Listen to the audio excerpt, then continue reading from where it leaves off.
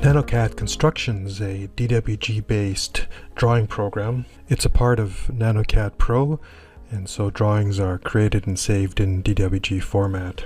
It's meant for creating 2D construction drawings, and it can display 3D models, including ones that have been imported using IFCs from other design packages.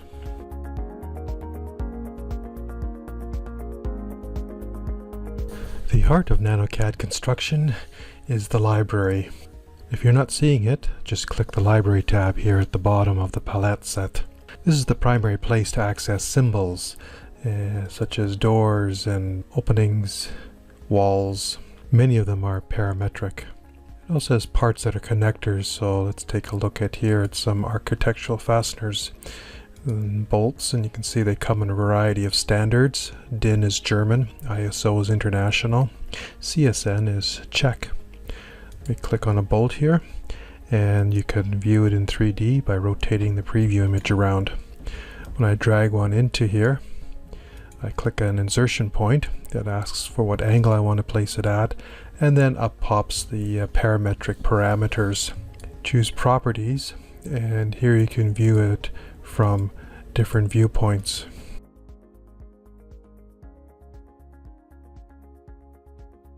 It's not just parametric symbols that you'll find in the library, but you'll also find calculators. To do that, open up calculations, and then you can see that there's a variety here. Let me click on beam. The dialog box opens up, and as you can see, there's a whole bunch of types of different beams that are provided, and you can select one, and over here enter in the parameters, and then calculate the size of beam you will need to carry the load. Also useful in the library are templates. Let's grab a DIN title graph, DIN being the German standard, which is why you'll see some German in the language. Up pops a dialog box, and in here are fields where you can put in information to do with the title block. Now you can click this button to clear all the fields. You can click that one to save as the default, and so on. You click OK, you can then place the title block. To edit it at any other time, simply double click and up pops the dialog box again. The other thing I wanted to show you in here are tables, and they have templates of tables. So let's this one, list of floors, and you can see there it starts you off on the floors. Then when you double click it, you have this edit table dialog box, which is also a powerful report generator.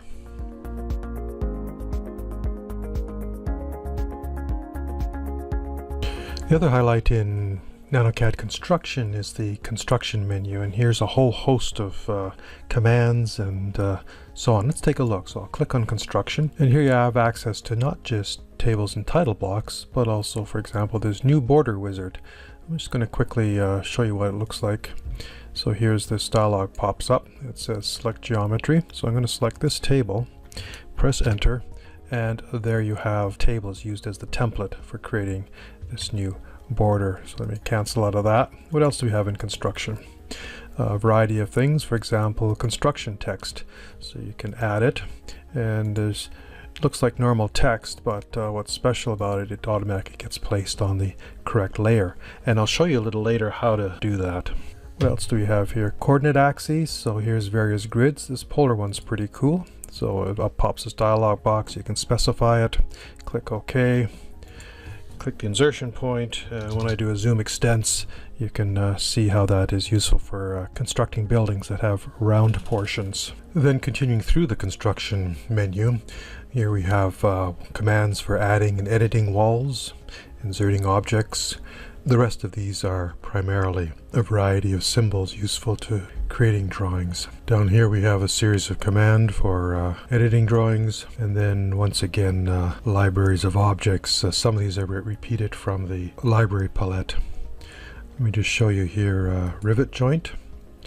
So click to place it, angle, and here we have the dialog box for selecting the various types of rivets.